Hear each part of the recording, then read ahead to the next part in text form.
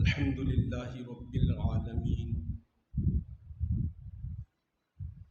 والعاقبۃ للمتقین والصلاة والسلام علیک یا سید الانبیاء والمرسلین وعلی آلہ وصحابہ اجمعین، اما بعد، اعوذ باللہ من الشیطان الرجیم، بسم اللہ الرحمن الرحیم۔ الذی خلق الموت والحیاۃ لیبلوکم ایکم احسن عملا وہو العزیز الغفور، صدق اللہ العظیم۔ حضرات محترم، السلام علیکم ورحمۃ اللہ تعالی وبرکاتہ۔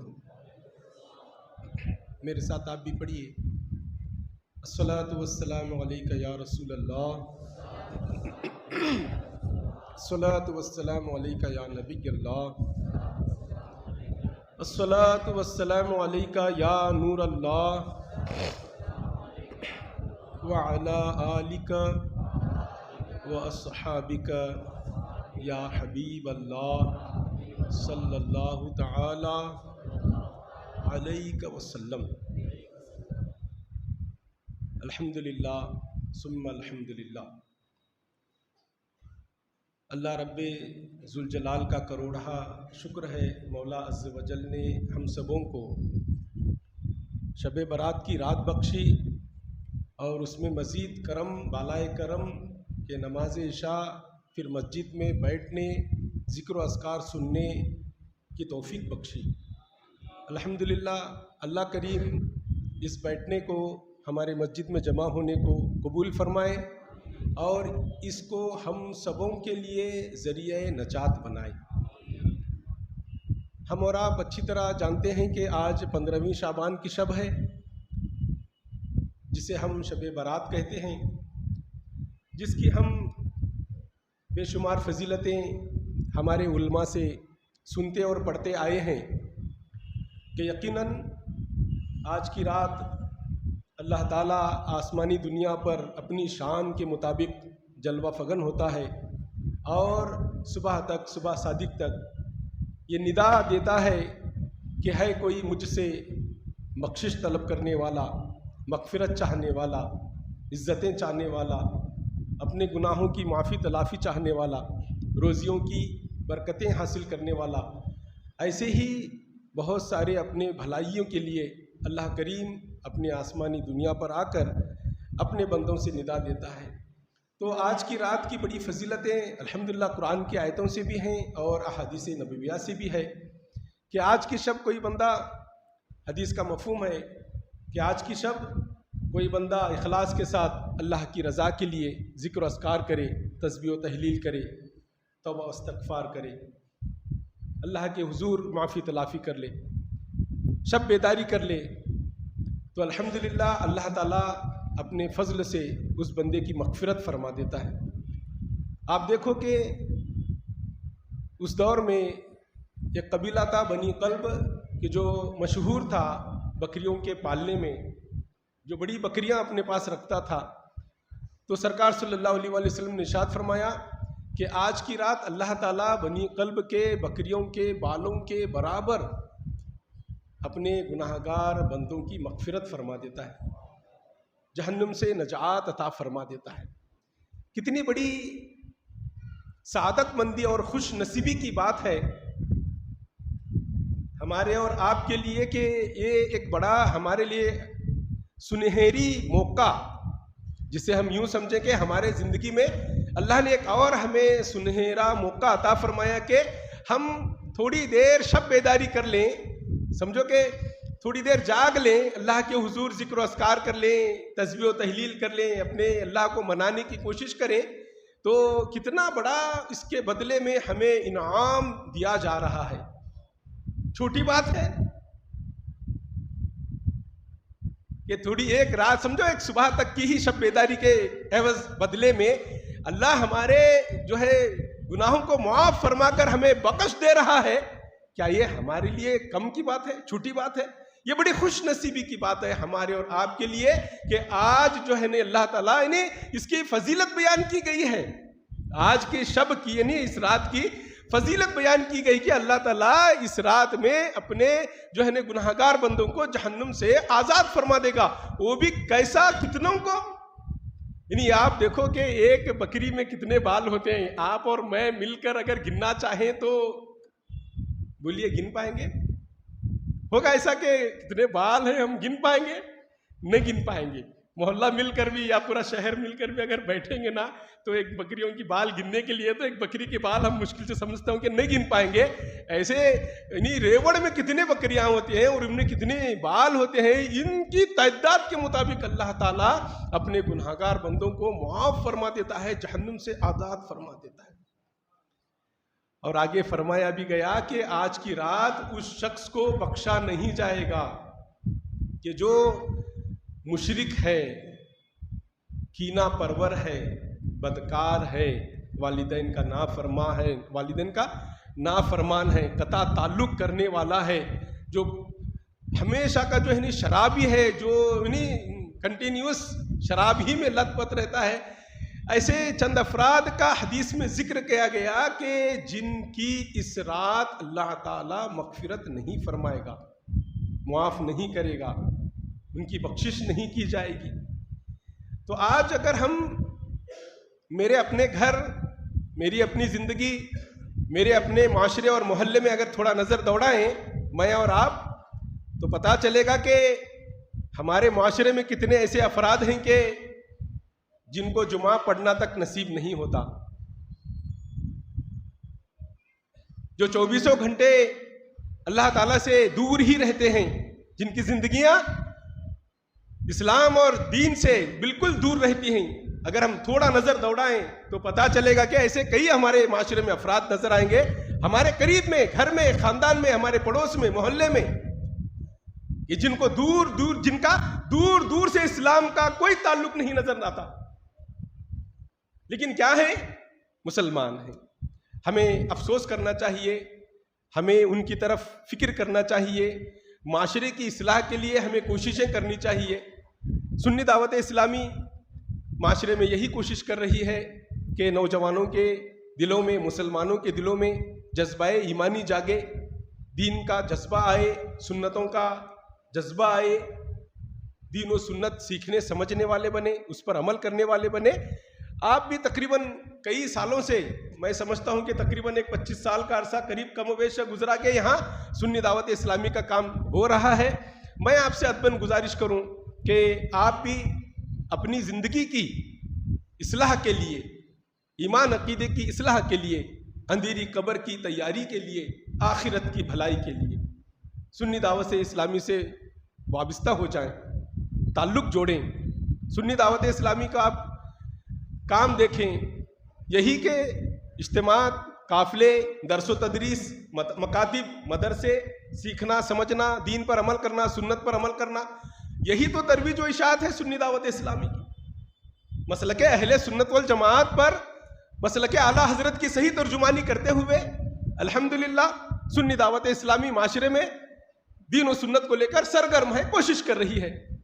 اور آپ اور میں اچھی طرح سمجھتے ہیں، دیکھ رہے ہیں حالات کو کہ دشمنان اسلام کی جو کوششیں ہمارے معاشرے میں حتی المقدور کامیاب نظر آتی ہیں کہ آج مسلمان آوارہ، مسلمان آج بدبخت، مسلمان آج شرابی، مسلمان آج ماں باپ کا نافرمان، اللہ رسول کا نافرمان، یہ سب دشمنوں کی سازشیں ہیں کہ دشمنان اسلام نے مسلمانوں کے درمیان میں ایسے وسائل اور ایسے ذرائع پیدا کر رکھے، ایسے میڈیا کے طور پر آج ایسے فحش گوئی کے کام آباد کر رکھے کہ مسلمان جس میں پھنس کر نہ اللہ کا ہو رہا ہے، نہ رسول اللہ کا ہو رہا ہے، نہ اپنے ماں باپ کا فرما بردار ہو رہا ہے، نہ حرام حلال کا خیال کر رہا ہے۔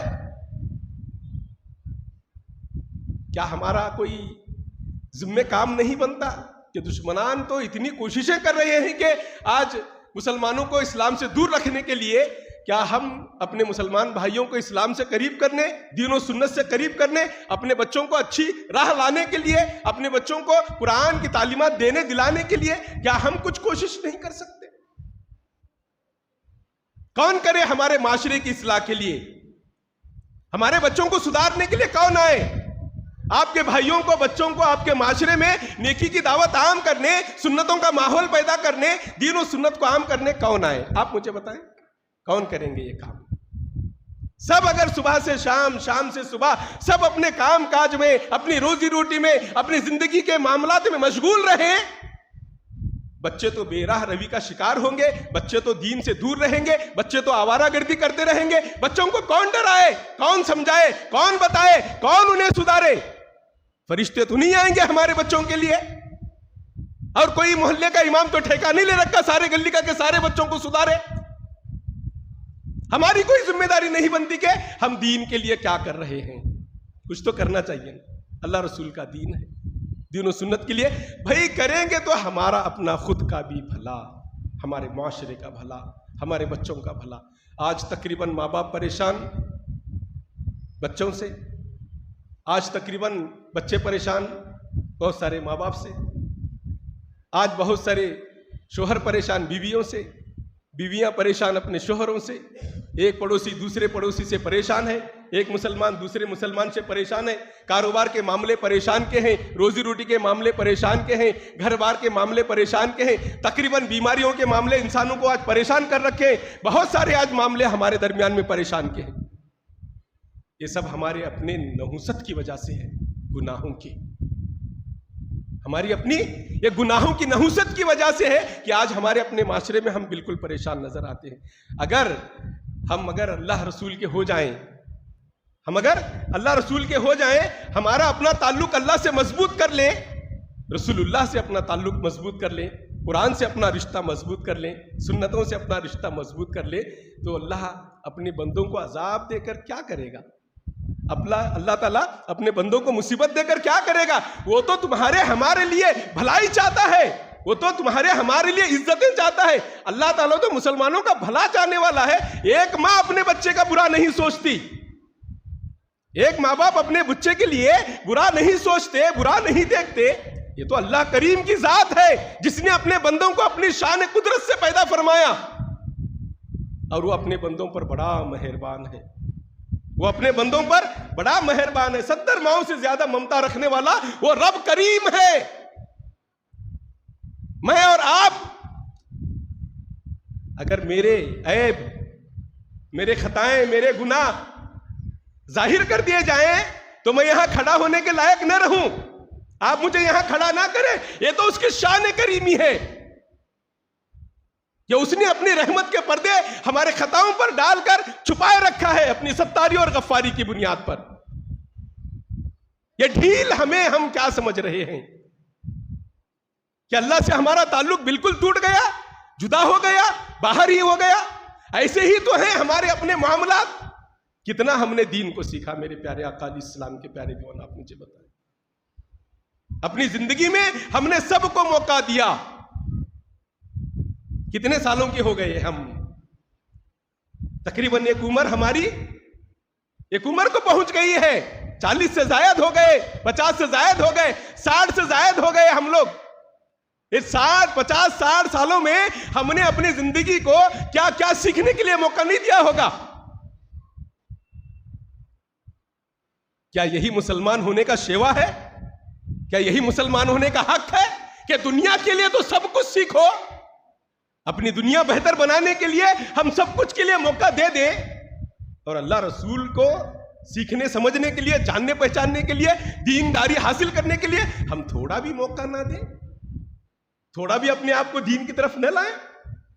تھوڑا بھی ہم اپنے آپ کو دین کی طرف نہ پلٹیں؟ کب آئیں گے؟ ہاں، تب جب کفن میں منہ چھپا چھپا کر آئیں گے اللہ کی طرف. ایک دن تو آنا ہے. آج نہیں آئیں گے پھر کل آئیں گے. کل کیسے آئیں گے؟ آج آ جاؤ. اللہ کی رحمتیں ہمیں پکار پکار کر آواز دیتی ہیں، آؤ میری رحمت کی طرف، میں بخشنے والا ہوں. اللہ کی رحمت کو تو بہانا چاہیے. شب برات کا بہانہ ہے، توبہ کر لیں گے اللہ معاف فرما دے گا. ذکر و اذکار کا بہانہ ہے، اللہ گناہوں کو معاف فرما دے گا. آج اگر اللہ تعالیٰ بہانے تلاش کرتا ہے بندوں کے معاف کرنے کو، اگر آج بھی ہم نے اپنے آپ کو اللہ کی مغفرت حاصل کرنے کے لیے بہانہ نہ دیا، موقع نہ دیا، تو پھر کل قبر میں، یعنی کل انتقال کے بعد میں کفن میں منہ چھپا کر آئیں گے اللہ کی حضور. وہ آنے سے اچھا ہے کہ ہم آج آ جائیں اللہ کی بارگاہ میں. ہم آج آ جائیں اللہ کے حضور سچی توبہ کر کے، تاکہ اللہ کی بخششیں اور مغفرتیں ہم حاصل کر کے اللہ کے حضور ہم نیک بندے بن جائیں۔ موقع نہ دیں گے حضرات۔ آپ دیکھیے کہ اللہ تعالیٰ کتنا کریم ہے ہمارا، آج بھی وہ اس کی ندائیں، آج بھی وہ اس کے اعلانات، آج بھی اس کی رحمتیں ہمیں آواز دیتی ہے۔ بندہ ایک مرتبہ اگر اللہ کو پکارے، یا اللہ لبیک یا عبدی، لبیک یا عبدی، لبیک یا عبدی، تین تین مرتبہ اللہ کی رحمت آواز دیتی ہے۔ بندہ ایک مرتبہ پکارے، اللہ تین مرتبہ اسے آواز دے، اس کی رحمت تین مرتبہ بندے کو آواز دے، میں بندے تیرے لیے حاضر ہوں، بندے میں تیرے لیے حاضر ہوں، بندے میں تیرے لیے حاضر ہوں۔ آج ہم اللہ تعالیٰ روزیاں کتنی ہمارے درمیان میں، سورج کی شعائیں، چاند کی چاندنی، یہ ہوا، یہ پانی، یہ فضائیں، یہ رنگرلیاں، یہ خوشنما باغ و باغات، یہ زندگی کی بہاریں، کون سی چیزوں کی ہم نے اللہ تعالیٰ نے کمی کی ہے؟ کون سی چیز کی ہم نے کمی کی اللہ تعالیٰ؟ کوئی چیز کی تو کمی کی اللہ نے ہمارے لیے؟ کیا تو کم ملا؟ آنکھیں نہیں ملی ہمارے لیے، ہوش و حواس نہیں ملے، جذبات نہیں دیے گئے، جوانی کے ایام نہیں دیے گئے؟ ساری چیزیں تو اللہ نے بے شمار نعمتیں عطا فرمائی۔ یہ اس کا فیض ہے، اس کا فضل ہے، یہ اس کی نعمتیں ہیں، یہ اس کے انعامات ہیں، یہ اللہ کا کرم ہے کہ اللہ نے بن مانگے، بن کوئی مجاہدہ کیے، بن کوئی جدوجہد کے، بغیر کسی جدال کے، بغیر کسی قربانی کے، جنگ کے، ایسے اللہ نے ہمیں اپنی نعمتیں عطا فرمائی۔ اس کا کتنا ہمیں خیال ہے، ان نعمتوں کا ہمیں کتنا خیال ہے، اور اس کے بدلے میں کتنا ہم اللہ سے رجوع کر رہے ہیں، کتنا ہم اللہ سے سجدے میں پڑھ رہے ہیں، کتنا ہم اللہ کی بارگاہ میں اس کا ذکر و اذکار کر رہے ہیں، کتنا کر رہے ہیں۔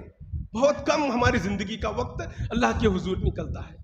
رب تو ہمارا ماں کے پیٹ میں بھی بچے کو رزق دیتا ہے، شکل وہاں بناتا ہے، جان وہاں بھی ڈالتا ہے اللہ تعالیٰ۔ یہ ایسا کریم آقا ہے، ایسا قدرت والا اللہ تعالیٰ ہے ہمارا۔ کسان زمین میں ہل جوتتا ہے، دانا بوتا ہے، پھر آسمانوں کی طرف نگاہیں لگائے انتظار کرتا ہے کہ کبھی رحمت والی بارش برسے اور میری کھیتی ہری بھری ہو جائے۔ پھر اللہ اپنی قدرت سے آسمانوں سے بارش برساتا ہے، پھر اس کے بعد میں اس کی کھیتی ہری بھری ہو جاتی ہے۔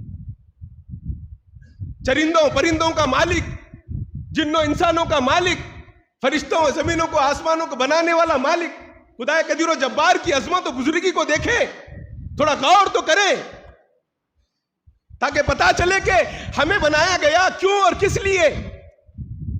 یہ ساری خلقت اللہ تعالیٰ نے ہمارے لیے بنا رکھی ہے۔ یہ زمین کا بچھونا، یہ آسمان کا شامیانہ، یہ ساری بہاریں ہمارے لیے حضرت، بھائی میرے یہ ہمارے لیے ہے، اس سے فائدہ ہم اٹھاتے ہیں۔ لیکن میرے پیارے آقا علیہ السلام کے پیارے دیوانوں، ذرا بتائیں ہمیں کس لیے بنایا گیا؟ ہمیں کس کے لیے بنایا گیا؟ یہی نفس کے لیے، نفس کی پیروی کرنے کے لیے، نفس کی پوجا کرنے کے لیے، دنیا کمانے کے لیے ہمیں بنایا؟ کس لیے ہمیں پیدا فرمایا؟ وَمَا خَلَقْتُ الْجِنَّ وَالْإِنسَ إِلَّا لِيَعْبُدُونَ۔ بارہا یہ آیت ہم پڑھتے سنتے ہیں، بارہا، ایک مرتبہ دو مرتبہ نہیں، ہم نے کئی مرتبہ اس آیت کو پڑھا سنا، بارہا اس پر کئی تفاسیر ہوئے، کئی اس پر جو ہے گفتگو ہوئی کہ ہمیں پیدا کرنے کا مقصد بس یہی ہے کہ ہم اللہ کی بندگی کریں۔ ہمارے پیدا کرنے کا مقصد بتایا گیا کہ ہمیں اللہ کے لیے بنایا گیا ہے، اللہ نے ہمیں اپنے لیے بنایا۔ لیکن آج ہمارا اپنا معاملہ کیا بنا ہوا ہے؟ ہم کہاں جا رہے ہیں مسلمانوں؟ ہم کہاں جا رہے ہیں؟ ذرا آئیں ہم اپنے رب کریم کی طرف، وہ بڑی شان والا ہے۔ بندہ صرف اعلانیہ توبہ کرے یہ اپنی جگہ پر الگ پہلو ہے، اسے معاف کرنے کے لیے ہمیں کوئی لوگوں کے درمیان میں کھڑے ہو کر اپنے گناہوں کا اظہار کر کے توبہ کرنے کی ضرورت نہیں ہے۔ تنہائی میں آئے، چھپ کے آئے، منہ چھپاتے آئے، رات میں آئے اندھیروں میں، پھر اللہ کے حضور اپنی معافی تلافی کر لیں۔ اللہ کریم ایسا ہے کہ بندے کے آنسو زمین پر گرنے سے پہلے اللہ تعالیٰ اس کی مغفرت فرما دیتا ہے۔ آنسو گرنے سے پہلے، ایک قطرہ آنسو کا زمین پر گرنے سے پہلے اللہ تعالیٰ اس کی مغفرت فرما دیتا ہے، معاف فرما دیتا ہے۔ ایسی شان والا اللہ تعالیٰ ہے۔ اب تک گناہوں کو ہمارے چھپائے رکھا۔ ایسے ہی بنی اسرائیل کا واقعہ حضرت سیدنا عیسیٰ علیہ السلام کے دور کا کہ 61 سالی کا معاملہ ہوا، لوگ پریشان ہو گئے. ہوتا ہے آج بھی ہمارے یہاں کبھی ایسا معاملہ آیا تو ہم بھی علماء کرام مشائقین جو بزرگ حضرات رہتے ہیں سب مل کر دور گاؤں کے باہر جا کر ذکر و اذکار کرتے ہیں. پھر اللہ تعالیٰ سے سارے بچے جوان بوڑھے سب مل کر اللہ کے حضور ہاتھ اٹھاتے ہیں, دعائیں کرتے ہیں تاکہ اللہ تعالیٰ کسی کا سننا اور کسی کے صدقے میں جو ہے نا اپنی اس جو ہے بلا مصیبت سے ہمیں نجات دے اور رحمتوں والی بارش برسائے. ہم بھی آج کبھی کبھی ایسا اتفاق آیا موقع آیا تو ہم بھی کرتے ہیں, ایسا ہوا ہے. تو جاتے ہیں سارے شہر کے باہر, پھر اللہ سے مناجات کرتے ہیں, ذکر و اذکار کرتے ہیں. ہاتھی میں غیب سے آواز آتی ہے کہ اے یہاں تمہارے مجموعے میں گناہ گار ہے, وہ بندہ نکل جائے تو میں اپنی رحمتوں والی بارش برسا دوں. تو اس دور کے نبی اعلان فرماتے ہیں مجموعے میں کہ وہ فلاں بندے جو 40 سال سے اللہ کی نافرمانی کر رہا ہے وہ اس مجموعے سے نکل جائے تاکہ سب پر رحمتوں والی بارش برسے. تو اعلان ہونے کے بعد میں کوئی نہیں جاتا. اب کوئی تو جانا چاہیے اس لیے کہ خدا قدیر و جبار کی طرف سے اعلان آیا تھا, اب جھوٹ تو ہو نہیں سکتا. اللہ نے فرمایا وہ گناہگار نکل جائے, تو اب جو گناہگار تھا اعلان ہونے کے بعد میں اب دیکھتا ہے کوئی اٹھ کر نہیں جا رہا تو یہ سمجھ جاتا ہے کہ یہ میرے ہی لیے اعلان ہوا ہے, مجھے ہی یہاں سے جانا پڑے گا اور میری ذلت اور رسوائی کا ٹائم آ گیا, میرے جان جانے کا ٹائم آ گیا, میری بلا کا ٹائم آ گیا. یہ دل ہی دل میں پریشان ہو جاتا ہے اور پھر اپنے خدا قدیر و جبار کی طرف اپنی توجہ کرتا ہے, گردن جھکائے اللہ کی طرف لو لگاتا ہے, التجا کرتا ہے مولا اب تک تو نے مجھے لوگوں کے درمیان چھپائے رکھا, اللہ عز و جل اب تک تو نے مجھے لوگوں کے درمیان چھپائے رکھا, آج تیری بارگاہ میں سچے دل سے توبہ کرتا ہوں, مجھے لوگوں میں رسوا نہ کرنا. خالی یتج بس اللہ کی جانب التجا کرتا ہے, دل سے ندا نکلتی ہے, دل سے اللہ کی طرف ایک لو لگا کر فریاد کرتا ہے مولا اب تک تو نے مجھے چھپائے رکھا, لوگوں میں ظاہر نہ کیا کہ میں 40 سال سے تیری نافرمانی کر رہا ہوں, میں تیرا باغی اور غدار ہوں, مجھے اب تک تو نے چھپائے رکھا. مولا آج سچے دل سے توبہ کرتا ہوں, مولا تو نے مجھے رسوا نہ کرنا, لوگوں کے درمیان مجھے رسوا نہ کرنا. 2 آنسو زمین پر گرے بھی نہیں, اس کے آنکھ سے آنسو زمین پر گرے بھی نہیں, آسمان سے رحمتوں والی بارش رم جھم شروع ہو جاتی ہے. لوگ پریشان ہو جاتے ہیں. ابھی تو اعلان ہوا تھا کہ وہ گناہگار یہاں سے چلا جائے تو رحمتوں والی بارش ہوگی, ابھی کوئی گیا بھی نہیں اور بارش شروع ہو گئی. کیا ماجرا؟ دریافت کیا گیا مولا تو نے تو کہا تھا کہ وہ گناہگار یہاں سے چلا جائے تو بارش برساؤں گا, اور کوئی گیا بھی نہیں, تو نے بارش برسا دی. آواز آتی ہے کہ جس کے لیے میں نے بارش کو روکے رکھا تھا اسی کے سبب میں نے رحمتوں والی بارش نازل کی ہے, یعنی اس کے سچی توبہ کی برکت سے میں نے رحمتوں والی بارش نازل کی ہے. تو یہاں آج ہمیں بھی اپنے رب کے دربار میں آ کر جو ہے نا توبہ و استغفار کا معاملہ دریافت کرنا, پیش کرنا ہے کہ مولا ہم تیری بارگاہ میں جو ہے سچے دل سے توبہ کرتے ہیں. توبہ کہتے ہیں جو گناہ ہم سے ہوئے. توبہ کا جو معنی ہے مفہوم ہے جو گناہ ہم سے ہوئے اسے آئندہ نہ کرنے کا عہد و پیمان کرنا, یعنی توبہ سے باز آ جانا, یعنی گناہوں سے باز آ جانا. توبہ کا مطلب ہے گناہوں سے باز آ جانا, یہ سچی توبہ کہلاتا ہے. آئندہ وہ گناہ نہ کرنا, یعنی جانا ہی نہیں, پلٹنا ہی نہیں, یعنی اس کا خیال بھی نہیں آنا. ایسے ندامت کو, ایسے شرمندگی کو, ایسے آ کر اللہ کے حضور کرنے کو, یعنی معافی تلافی کرنے کو کہ آئندہ اللہ تعالیٰ میں وہ گناہ نہیں کروں گا, وہ گناہ سے میں باز آ جاتا ہوں, یہ ندامت ہونے کو توبہ کہتے ہیں. استغفار کے معنی ہے جو گناہ ہم سے ہوئے اس کی تلافی کے لیے بار بار استغفار کرتے رہنا چاہیے. اس لیے کہ بندہ اب تک ہماری زندگی سے اگر ہم حساب لگائیں گے, پتا کریں گے تو کتنے گناہ, کتنے نافرمانیاں, کتنے ہم سے زیادتیاں, کتنے جھوٹ, کتنے کیا کیا نہیں ہوا واللہ عالم, ہم بتا نہیں سکتے. تو ان ساروں کی تلافی کے لیے, معافی کے لیے, یعنی اس کا وہ ہمارے گناہ جو ہم سے ہوئے ہیں وہ ہمارے نامہ اعمال سے نکل جائیں، اس کا جو ہے نا اللہ تعالیٰ ہمیں جو ہے نا اس سے مٹا دے، ہمارے نامہ اعمال سے نکال دے، اس کے لیے جو گناہ ہوئے ہیں اس پر استغفار کرتے رہنا چاہیے۔ خود حضور نبی مکرم صلی اللہ تعالی علیہ وسلم دن میں 100 مرتبہ استغفار کیا کرتے تھے۔ کتنے مرتبہ؟ بولو بھائی، 100 مرتبہ۔ کون؟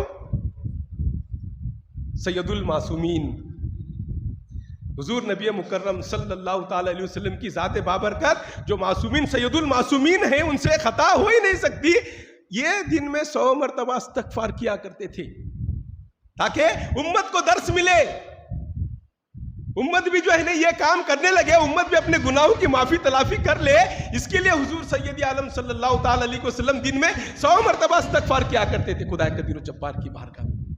لیکن آج ہمارا حال کیا ہے؟ وہ بڑے بڑے ہو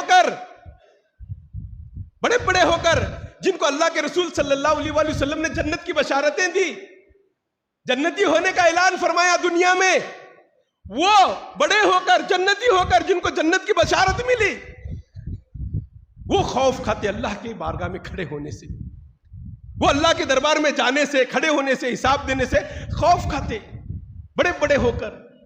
حضرت سیدنا ابوبکر صدیق رضی اللہ تعالیٰ عنہ کی ذات جو انبیاء کرام علیہ السلام کے بعد میں سب سے زیادہ افضلیت اور سب سے زیادہ اہمیت کی حائل ذات ہے، حضرت سیدنا عمر فاروق رضی اللہ تعالیٰ عنہ، جنہیں دیکھ کر شیطان اپنا راستہ بدل لیتا۔ انبیاء کرام کے بعد میں اگر کوئی نبی ہونا ممکن ہوتا وہ عمر فاروق رضی اللہ تعالیٰ عنہ کی ذات ہوتی۔ ایسے بڑے شخصیات روتے، اپنی حیثیت کو یاد کرتے، اپنے مقام و مرتبے کو یاد کرتے، روتے اللہ کے حضور، اس لیے کہ قیامت کے دن سب کو اللہ کے حضور کھڑا ہونا ہے۔ یہ بھی ہمارے ذہنوں میں رہے کہ قیامت کے دن ہمیں اللہ کے حضور کھڑا ہونا ہے۔ حضرت سیدنا عثمان غنی رضی اللہ تعالیٰ عنہ جو ذوالنورین ہیں، جن کو رسول اللہ صلی اللہ علیہ وسلم نے اپنی دو لخت جگر کو ان کے نکاح میں دیا، یہاں تک فرمایا عثمان اگر میری 100 بیٹیاں بھی ہوتی ایک کے بعد دیگرے میں تمہارے نکاح میں دے دیتا، ایسی فضیلت بیان فرمایا حضرت سیدنا عثمان غنی رضی اللہ تعالیٰ عنہ کی۔ لیکن وہ ان کا حال، قبر کو دیکھتے زار و خطر رونے لگ جاتے، آخرت یاد آ جاتی، دھاڑے مار کر روتے، داڑھی مبارکہ بھیگ جاتی۔ کون؟ جن کو اللہ کے رسول صلی اللہ علیہ وآلہ وسلم نے 2-3 مرتبہ جنت کی بشارتیں دی، جنتی ہونے کا مژدہ سنایا، خوشخبری سنائی، وہ قبر کو دیکھ کر روتے، قبر کی حال کو دیکھ کر روتے، قبر کی کیفیت کو دیکھ کر روتے۔ اور آج ہمارا اپنا معاملہ، ہماری کوئی حیثیت نہیں ہے، ہمارا کوئی مقام نہیں ہے، ہمارا کوئی مرتبہ نہیں ہے، ہم اپنی حیثیت کو، ہم اپنے پیدا ہونے کو، ہم اپنے آپ کو بھول گئے۔ تھوڑا کیا ہمیں عقل و شعور نہیں آئی، ہم بڑے ہو گئے، تھوڑا کیا جسم میں طاقت نہیں آئی، ہم اکڑ کر چلنے لگ گئے، تھوڑا کیا ہمارے پاس مال نہیں آ گیا، غریبوں کی نظر سے ہماری اکت نکل گئی، حق ادا کرنا بھول گئے، ہم اترا کر چلنے لگے، ہم زبان درازی کرنے لگے، ہم آنکھ پھاڑ کر دیکھنے لگے، 2-4 کیا ہمارے خاطر میں نہیں آئے، ہم بڑے ہو گئے۔ معلوم ہے ہمیں کس چیز سے پیدا کیا گیا، ہماری حقیقت کو بھی دیکھیں، ہمیں کس چیز سے پیدا کیا گیا۔ مٹی سے نا، کیسے بنے انسان، کیسے بنائے؟ بولو جی، ایک کس چیز سے بنایا؟ وہ سنتے آ رہے ہیں، وہ پڑھتے آ رہے ہیں، کیسے؟ بولو جی، کیسے؟ مٹی سے بنایا نا۔ آدم علیہ السلام تک، حضرت سیدنا آدم علیہ السلام کی جو تخلیق ہوئی وہ مٹی سے چھوئی سو، پھر ان کی نسل در نسل جو ہے نا اللہ تعالیٰ نے ایک سسٹم بنایا کہ ان کے نطفے سے پھر انسانوں کی نسل کو جو ہے نا وہ تقویت ملی۔ یہی ہے نا انسان کی حیثیت اور حقیقت، کہ انسان ایک بجتی ٹھکری سے بنایا گیا، مٹی سے بنایا گیا، اس کا خاک جو ہے نا، اسی لیے دیکھو کہ جب میت کے سرانے بیٹھ کر مٹی دیتے ہیں تو کیا پڑھتے ہیں؟ منہا بول رہے ہیں آپ لوگ، نیند آ رہی شاید تم نا، کھڑے ہو جائیے ایک مرتبہ سب مل کر، آپ لوگ سب مل کر کھڑے ہو جائیے، کھڑے ہو جائے، فریش ہو جاتے ہیں آپ لوگ انشاءاللہ۔ بہت کافی دیر سے آپ لوگ بیٹھے ہیں، تھوڑا پیروں میں بھی تکلیف ہوگی تو انشاءاللہ، رات ابھی بہت لمبی ہے حضرت، آپ لوگ بیٹھیں گے بند کر جو ہے نہیں لکھا جاتا ہے، تقدیریں بدلتی ہیں انشاءاللہ تعالیٰ۔ آج بہت سارا کچھ پانا ہے اللہ کی حضور، زندگی سونے میں گئی تو گئی، کچھ جاگ کر اللہ کو منانے میں لگی تو کامیاب زندگی ہو گئی ہماری۔ تو ہمیں اپنی حیثیت کو اور وہ ہمیں اپنے وجود کو یاد رکھنا ہے کہ مجھے مٹی سے بنایا گیا ہے. میت کے سرہانے جب بیٹھ کر مٹی دیتے ہیں تو پڑھتے ہیں منہا خلقناکم، تم اسی سے پیدا کیے گئے ہو. اسی سے مراد ہاتھ میں ہماری مٹی ہوتی ہے، پسو میں ہوتی کہ نہیں ہوتی؟ آپ بولتے رہنا ذرا، ہے کہ نہیں؟ مٹی بھی لیتے ہیں کہ نہیں؟ مٹی بیٹھ کر مٹی دیتے ہیں قبر کو. منہا خلقناکم، یاد ہے دعا؟ آیت ہے قرآن پاک کی ہے. کیا دیتے ہیں میت کی سرانے بیٹھ کو؟ سب مل کر بولو، منہا خلقناکم، منہا خلقناکم.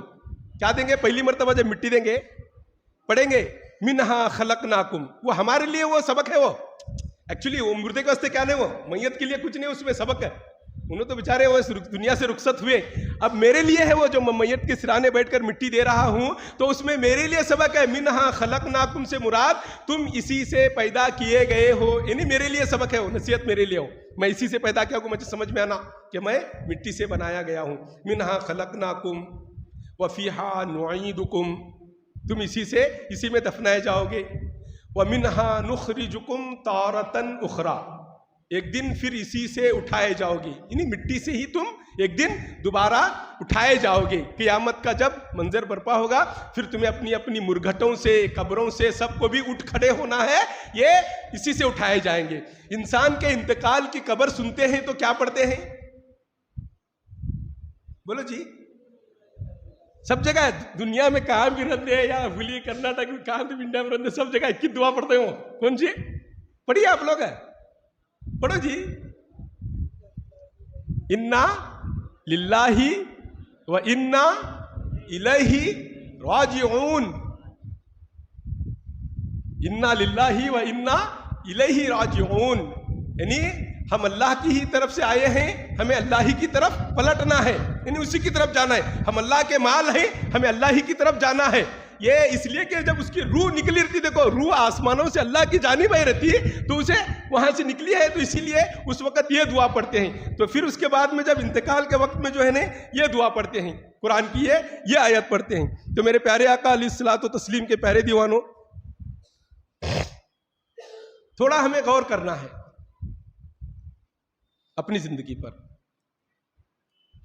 تھوڑی دیر لوں گا میں انشاءاللہ تعالیٰ، آپ لوگ بیٹھے رہے، کچھ نصیحت ملے گی انشاءاللہ تعالیٰ. میں بھی اپنے لیے نصیحت سمجھتا ہوں، میں جو بول رہا ہوں یہ میرے لیے نصیحت ہے. میں اپنے لیے پہلے نصیحت سمجھوں گا، پھر بعد میں اللہ سب کو، مجھے آپ کو سب کو سن کر عمل کرنے کی توفیق عطا فرمائے. تھوڑا غور کرنا ہے کہ اتنے ہمارے گزرے عمریں، اتنے عمر کے ہوئے. اب میری 50 کو 3 سال چالو ہے، 53 ایئرس رننگ ہے مجھے. آپ میں سے سب کو بھی تقریباً 40، 45، 50، یعنی یہ ساری چیزیں جو ہے نا تقریباً اتنی عمریں ہو گئی ہماری. تو ہمارا اپنا معاملہ آج تک بھی تھوڑا تبدیل ہوا، تھوڑا فکر ہوئی نہیں باب اتنی عمر کے ہوئے، 40 سال گزر گئے، 50 سال گزر گئے، ابھی 55، 60 سال ہوئے. اب بہت قریب ہی مرنا ہے، اب نزدیک میں. اب تو زیادہ اب ذرا دنیا سے کنارہ کر کو تھوڑا زیادہ ٹائم ذکر و اذکار میں، تلاوت میں، تسبیح میں، روزے، تہجد کی نماز، یا صف اول میں نماز، یا ذکر و اذکار میں، دین کی خدمت میں، سیکھنے سمجھنے میں ذرا کیا تو بھی لگے. فکر ہے ایسا کیا تو بھی مچے آپ کو. کب تک ہم دنیا کے لیے بھاگ دوڑ کرتے رہیں گے؟ یہ آس کب تک ہم دنیا کی نہیں چھوڑیں گے؟ اب میں نہیں گیا تو کام کاج کے لیے بھی چلے گا مجھے، میرے بچے ہیں، راہ پر ہے، میرا کاروبار سیٹ اپ ہے، میری پنشن آ رہی ہے، میرا روزی روٹی کا مسئلہ فری ہے.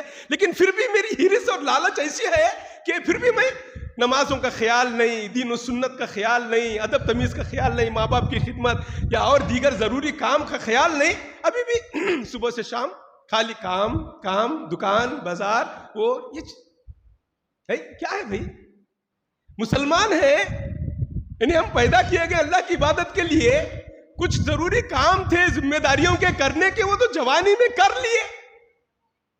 آپ بھی کر رہے ہیں، میں بھی کر رہا ہوں، کر لیے نا بھائی.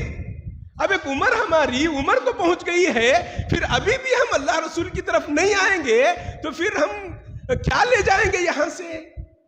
کیا تیاری کر کے جائیں گے قبر کے لیے؟ کیا فکر ہو رہی ہے قبر کے لیے؟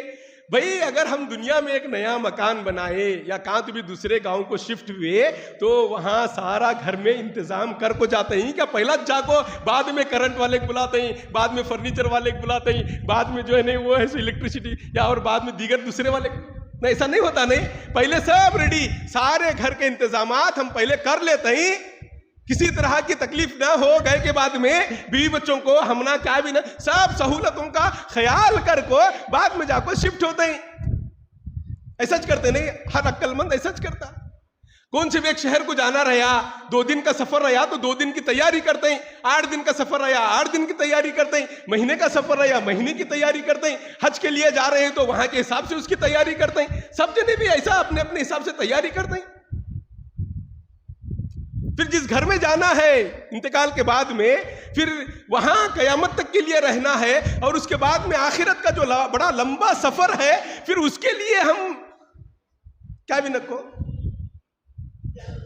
اسی لیے تو نا میں نے جو قرآن کی جو سورہ ملک کی جو دوسری آیت پڑھی, الذی خلق الموت والحیات لیبلوکم ایکم احسن عملا وہو العزیز الغفور. ہم نے موت اور حیات کو, زندگی اور موت کو ہم نے, اللہ فرماتا ہے زندگی اور موت کو, تھوڑا توجہ سے سنیں آپ لوگ, نیند نہیں آ رہی نہیں, نیند نہیں آ رہی نہیں, تھوڑا توجہ سنیے. میں تھوڑا نصیحت آموز ہی میری گفتگو ہوتی ہے تاکہ ہمیں زندگی میں کچھ تبدیلی اور کچھ ہمیں فکر آ جائے. اللہ کریم ارشاد فرماتا ہے قرآن پاک کی سورہ ملک کی آیت نمبر 2 ہے, ہم نے زندگی اور موت کو اس لیے پیدا فرمایا تاکہ تمہیں جانچیں, تمہیں پرکھیں, تمہیں آزمائیں کہ تم میں عمل میں سب سے اچھے کون ہو. کہیے سبحان اللہ. تمہیں نیکیوں میں سب سے اچھے کون ہو, یہ جانچنے کے لیے, آزمانے کے لیے ہم نے تمہیں زندگی اور موت دے کر بھیجی ہے. تو اب ہماری یہاں کی جو دنیا کی زندگی ہے جو میں اور آپ گزار رہے ہیں, کتنے سال کی ہے ذرا بتائیے. کوئی مجموعے میں کوئی ایک بتائے کہ ہماری زندگی کا ٹائم کتنا ہے, بتاؤ بھائی. نکو کئی کو کئی بھائی معلوم نہیں, مرنے کا ٹائم معلوم نہیں. کیا معلوم ہے کسی بھی؟ ہاتھ اٹھاؤ, کسے معلوم رہے والے ہاتھ اٹھاؤ, کسے معلوم ہے ٹائم مرنے کا معلوم ہے کیا جی؟ نہیں. اچھا کئی کو بتایا نہیں گیا, کئی کو معلوم نہیں کہتا, بتایا نہیں گیا. بتایا جاتا تو معلوم ہوتا کہ فلاں بن فلاں تمہاری عمر اتنی سال, فلاں بن فلاں تمہاری عمر اتنی سال, فلاں بن فلاں تمہاری عمر اتنی سال. بتا دیتے معلوم ہوتا. اب بتایا نہیں گیا, معلوم نہیں ہے. سمپل نا. کئی کو نہیں بتایا گیا, بتا دیتے نا, معلوم کر دیتے اتنے دن ہے تمہارے گھر کو. کئی کو نہیں بتایا گیا. بھائی کیا راز ہے, بتا نہیں بتانے میں کیا نکتہ ہے, کیا حکمت ہے؟ یہی نا کہ ہم ہمیشہ اپنی موت کو یاد رکھیں, روزانہ ہم اپنی موت کو یاد رکھیں. نہ معلوم کب یہاں سے میرا رخصت ہونا پڑے, کب میری یہاں سے روح نکل جائے, کب میرا یہ آخری دن ہو, کب میری یہ نماز آخری ہو, کب میری یہ صبح آخری ہو, کب میری یہ رات آخری ہو. یہ خیال میں ہمیشہ بٹھائے رکھیں. اس کے لیے ہمیں ہماری موتوں کو چھپائے رکھا گیا, بتایا نہیں گیا کہ تم اتنے سال کے ہیں, تم اتنے سال کے ہیں, تاکہ بندہ ہمیشہ اپنی موت کو یاد کر کے اندھیری قبر کی تیاری کرتا رہے. بھول گیا تو دنیا دار بن گیا, موت اور قبر کی فکر کرتا رہا تو آخرت کی تیاری میں, اندھیری قبر کی تیاری میں لگا رہا. ہم جو دنیا طالب بنے ہیں, موت کو فراموش کر کے بنے ہیں, موت کو بھول کر ہم دنیا میں لگے ہیں. اگر ہمیں مرنا یاد ہوتا صحیح معنوں میں, ذرا بھی ہمیں اندھیری قبر کی اگر خوف زدہ وہاں کی تاریکی اگر یاد ہوتی, اندھیری قبر کا معاملہ تھوڑا بھی ہمارے نظروں میں, خیالوں میں ہوتا, تو ہم دنیا کے ساتھ ساتھ زیادہ ہم اپنی اندھیری قبر کی تیاری میں لگے رہتے.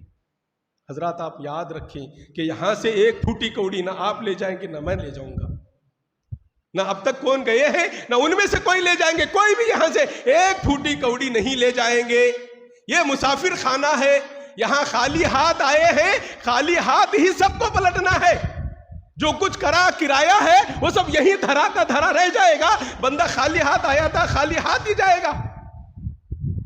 منقطع ہو جاتا ہے اس کا تعلق مال سے جب جسم سے روح کا تعلق ٹوٹ جاتا ہے. قبر تک آنے کے بعد میں رشتہ داروں کا تعلق ٹوٹ جاتا ہے اور عمل کا تعلق قیامت تک کے لیے باقی رہتا ہے. ہمارا جو اعمال ہیں، نیکیاں ہیں ہمارے یا بدی کے کام ہیں، اس کا تعلق آخرت تک کے لیے باقی رہتا ہے. اور جو ہے مال کا تعلق جسم سے روح جدا ہوتے برابر ٹوٹ جاتا ہے. رشتہ دار قبر تک آتے ہیں، پھر اس کے بعد قبر میں کوئی نہیں آتا. پھر ہم نے کیا تیاری کی، ہمیں کیا فکر لگی؟ آج گھر میں اندھیرا ہو گیا، ایک آدھ گھنٹہ نہیں بیٹھیں گے. کہیں اندھیرے جگہ میں جانا ہے، ہم ایک آدھ گھنٹہ اندھیری جگہ میں نہیں جائیں گے جہاں بھیانک ماحول ہو. چینٹیاں اگر کچھ کاٹ لیں تو ہم نہیں برداشت کریں گے، اگر کیڑے مکوڑے کاٹ لیں تو ہم نہیں برداشت کریں گے، پیر میں کانٹا چبھ جائے یہ ہمارا نازک جسم نہیں برداشت کرے گا. ایک معمولی چنگاری اگر آگ کی ہمارے جسم پر لگ گئے تو ہم اس کے جلنے کو، اس کے درد کو نہیں برداشت کریں گے. حالانکہ ہم اتنے پہلوان اپنے آپ کو ظاہر کرتے ہیں، اتنا اکڑ کر ہم چلتے ہیں، اتنا رباب گیری کرتے ہیں، لیکن ایک معمولی چینٹی اگر ہمیں کاٹ جائے تو اس کے درد کو نہیں برداشت کرتے. یعنی اتنے کمزور ہم بنائے گئے ہیں. قبر کی وحشت اور تاریکی کو یاد رکھیں کہ قبر بھیانک ہے، اندھیرا گھر ہے، کیڑے مکوڑوں کا گھر ہے، تنہائی کا گھر ہے، سانپ اور بچھوؤں کا گھر ہے. آج اگر ہم اس کے لیے یہاں تیاری کریں گے، اعمال نیک بٹوریں گے. نماز اسی لیے فرمایا گیا کہ نماز نور ہے. اس لیے نور ہے کہ جب بندہ نماز پڑھتا ہے، نماز کا عادی ہوتا ہے، نماز قائم کرتا ہے، تو یہ نماز کل سرہانے اس کے نور بن کر قبر میں اس کا ساتھ دے گی. اور ہم اپنی قبروں کے لیے اعمال کو چھوڑو، ہم اپنے آج بھی من مانی، نفس پرستی، جو من کو اچھا لگ رہا بولتے نا، یہ نہیں مجھے جان بہت اچھا، میرے دل کو بہت اچھا لگ رہا، نہیں مجھے بہت اچھا لگ، یہی کرنے میں جا رہے ہیں. اللہ رسول کو اچھا لگ رہا نہیں لگ رہا ہمیں سے کوئی مطلب نہیں. اللہ رسول کی رضا کا خیال ہمیں سے کوئی لینا دینا نہیں. ہمارے اپنے اسلاف حضرت سیدنا ابراہیم بن ادہم رحمۃ اللہ تعالی علیہ بازار سے گزر رہے ہیں. وہ لوہار کی بھٹی میں آگ شعلے مار رہی تھی. جب نظر پڑی آگ پر، دیکھتے ہیں، دیکھتے دیکھتے وہیں کھڑے ہو جاتے ہیں، غور و فکر میں لگ جاتے ہیں. آنسو اتنا زوردار کہ ہچکیاں بن جاتی ہیں، اتنا زور سے رونے لگ جاتے ہیں، پھر روتے روتے بے ہوش ہو جاتے ہیں. پھر تھوڑی دیر کے بعد میں افاقہ ہوا، لوگوں نے اٹھایا بٹھایا، حضرت کس چیز نے تمہیں بے ہوش کیا، کیا بات ہوئی؟ پوچھنے والوں نے پوچھا. دریافت کرتے ہیں کہ دنیا کی آگ کو دیکھ کر مجھے جہنم کی آگ یاد آ گئی. جہنم کے خوف سے میں بے خوف ہو گیا، مطلب اتنا رونے لگا، دھاڑے مار کر کے میں بے ہوش ہو گیا جہنم کے خوف سے. جبکہ جہنم ہم کیا سمجھتے ہیں؟ عیش و آرام کا گھر ہے. کیا ہے جہنم؟ سزا پانے کا گھر ہے. وہ نافرمانیوں کے بدلے میں، کفر و شرک اور گناہوں کے بدلے میں وہ سزا پانے کا گھر ہے. اور جنت کیا ہے؟ وہ انعام پانے کی جگہ ہے. یہ دنیا محنت کی جگہ ہے، امتحان کی جگہ ہے، قبر آرام کی جگہ ہے، اور جنت نعمتوں کی جگہ ہے. جائیں گے جنت میں؟ جانا چاہیں گے؟ نکو بولیے جی انشاءاللہ جائیں گے. اگر کو سمجھے محبت سے بولیے. آج تو الحمدللہ بڑی برکتوں والی رات میں بیٹھے ہیں ہم اور آپ. ہمارا اللہ تو کریم ہے، وہ بڑی شان اور بڑی رحمتوں والا ہے. تمہارا خالی گناہوں کی معافی چاہنا بس ہے، اللہ معاف فرما دے گا الحمدللہ. اور آج کی رات تو بخشش اور مغفرت کی رات ہے. آج بخشے جائیں گے انشاءاللہ تعالی، اور جب بخشے جائیں گے تو جنت ہمارا ٹھکانہ ہوگا انشاءاللہ. کوشش کریں گے انشاءاللہ تعالی. ہاں جانا نہیں ہے انشاءاللہ تعالیٰ، تھوڑی دیر ہمیں بیٹھنا بھی ہے، ذکر بھی ہوگا انشاءاللہ تعالیٰ، دعائیں بھی ہوں گی، مغفرتیں بھی ہوں گی، اللہ تعالیٰ کے حضور معافی تلافی بھی کر لیں گے تاکہ ہم آج جو ہے بخشے جائیں. اور آج بخشے گئے پھر فجر کیا کریں گے؟ آج معافی تلافی کر لیں گے، فجر بھی اپنی وہ روز کی روٹین، پھر فجر ووٹ کا بھی وہ اپنا معاملہ نہیں. اسے توبہ نہیں کہیں گے، یہ مذاق ہوگا اللہ کی بارگاہ میں. حضرات یہ مذاق ہوگا. اگر اچھے ایک نیک انسان کے ساتھ یا ایک اچھے آفیسر کے ساتھ میں اگر ہم مذاق کریں گے تو وہ نہیں برداشت کرے گا ہمیں. ٹھیک ہے نفس دھوکہ دیتا ہے، شیطان مکر کرتا ہے، لیکن اس کے باوجود بھی ہمیں اللہ کی طرف ہمیشہ توجہ لگی رہنی چاہیے تاکہ ہم اللہ کے حضور ہمیشہ بخشش حاصل ہی کرتے رہیں، گناہوں کی معافی تلافی ہی کرتے رہیں۔ تو میرے پیارے آقا علیہ الصلوۃ والتسلیم کے پیارے دیوانوں، آج کی شب بڑی رحمتوں والی ہے، برکتوں والی ہے، مغفرتوں والی ہے، تاکہ جن لوگوں کی آج مغفرت نہیں کی جائے گی، جو کینہ پرور ہے، قطع رحمی کرنے والا ہے، والدین کا نافرمان ہے، یا شرابی ہے، یا بدکار ہے، زانی ہے، تو ٹھیک ہے، ہو لیا کر لیا انسان، لیکن اسی کا اگر معمول بنائے رکھے گا تو سمجھو کہ اس کا بیڑا غرق ہو جائے گا۔ غلطی ہو گئی تقاضائے بشریت کے، بشر ہونے کے ناطے غلطی ہو گئی، نفس نے دھوکہ دیا، شیطان نے ورغلایا، کچھ کر لیا، ہو گیا، لیکن اس پر نادم ہونا، اس پر افسوس کرنا، اس پر جو ہے نا ندامت کے آنسو بہانا، یہ بڑا کمال کا معاملہ ہے۔ ورنہ انسان گناہ کے بعد میں ایسے ہی نظر انداز کر لیا، اس کے دل میں کوئی اس کا معاملہ نہیں آیا، افسوس نہیں ہوا، تو سمجھو کہ وہ گیا پانی میں، پھر گناہ پر گناہ کرتا رہے گا اور دل اس کا سیاہ ہو جائے گا، کوئی نصیحت قبول نہیں کرے گا وہ۔ تو میرے پیارے آقا علیہ الصلوۃ والتسلیم کے پیارے دیوانوں، آج کی رات جاگ کر ذکر و اذکار میں گزاریں۔ اللہ کریم مجھے آپ کو کہنے سننے سے زیادہ عمل کی توفیق عطا فرمائے، کہنے سننے کے درمیان غلطیاں ہوئی ہو اللہ اپنے فضل سے معاف فرمائے۔ وآخر دعوانا ان الحمد للہ رب العالمین، استغفر اللہ ربی من کل ذنب وخطیۃ واتوب الیہ، اشہد ان لا الہ الا اللہ وحدہ لا شریک لہ واشہد ان محمدا عبدہ ورسولہ۔ السلام علیکم ورحمۃ اللہ تعالی وبرکاتہ۔ سنی دعوت اسلامی کی دعوت عرش و عام کرے۔